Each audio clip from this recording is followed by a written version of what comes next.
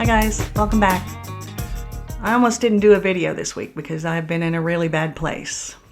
I've been in the throes of a full-blown PTSD reaction, and that hasn't happened to me for a while. So what set off this really big reaction?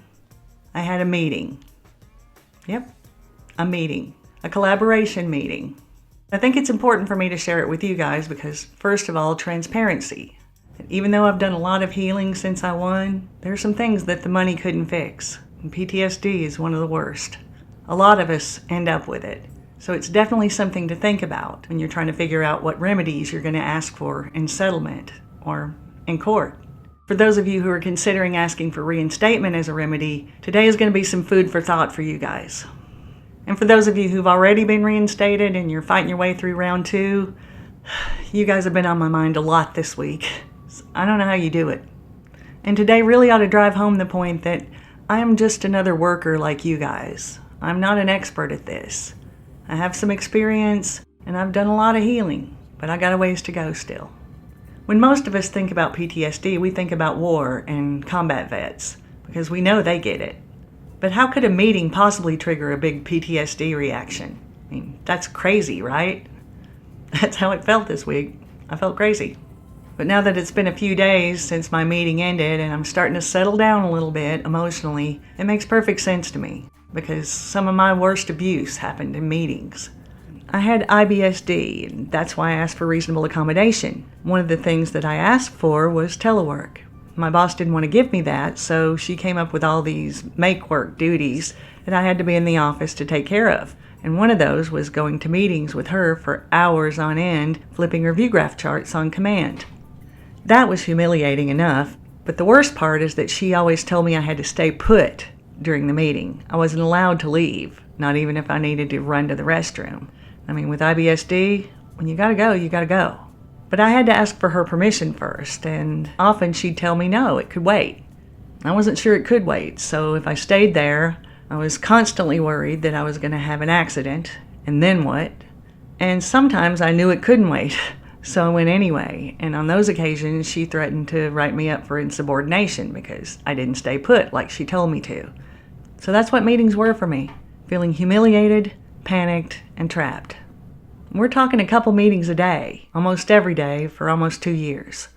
It affected me so much that when I retired, I avoided anything that even reminded me remotely of NASA life. I avoided working at my computer and was able to get past that when I started this channel and had to work at a computer to do these videos.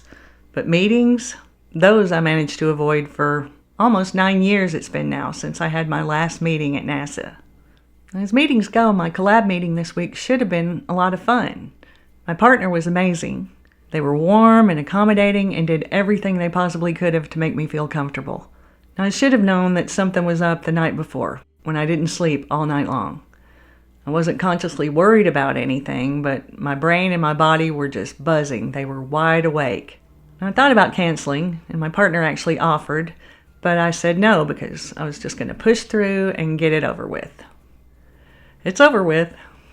And because I had a list of topics, I had prepped for this meeting, but the minute the meeting started, all my prep went out the window, and I felt like I was working on 2 brain cells. Now, my partner asked this one question that made me realize I'd given him some wrong information about my case before the meeting started. And when that happened, I panicked a little bit. Do I take the time to explain that I gave him the wrong information before? Or do I just answer their question because what I told him really doesn't matter in terms of my answer? And I just got stuck there. Because like I said, 2 brain cells. And the more I stayed stuck there, the more I felt the panic rising. The panic made the brain lock worse, and the brain lock made the panic worse, and it just went out of control from there. I was able to make it through the rest of the meeting, but I don't remember much of what happened. And when the meeting was over, I was stuck in a state of utter humiliation, panic, and feeling trapped. That's how my PTSD works. One little thing goes wrong. That panic sets in, and that sets off a whole chain reaction that eventually just puts me right back into the middle of all that trauma. Now, for the first day, I didn't realize what was happening. I thought I was losing my mind and I was just beating myself up because I had done badly in this meeting. And I did badly. But it was more than that. It's been several days now and I'm still pretty shaken up from the whole thing. And I probably will be until my therapist gets back from vacation and she's able to help me. And I know she'll be able to fix me right back up, and who knows, maybe one day I'll get over my fear of meetings, and maybe I'll even get over PTSD entirely. I hope so. So that's where I've been this week. But what's the takeaway for you guys? A couple things.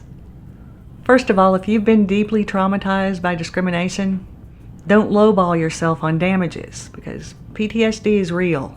You don't have to be a combat vet to get it, and it lingers.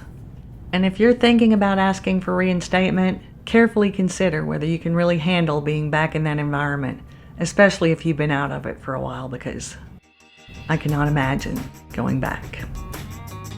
I'll see you next time. Till then, take care and hang in. Fight smart.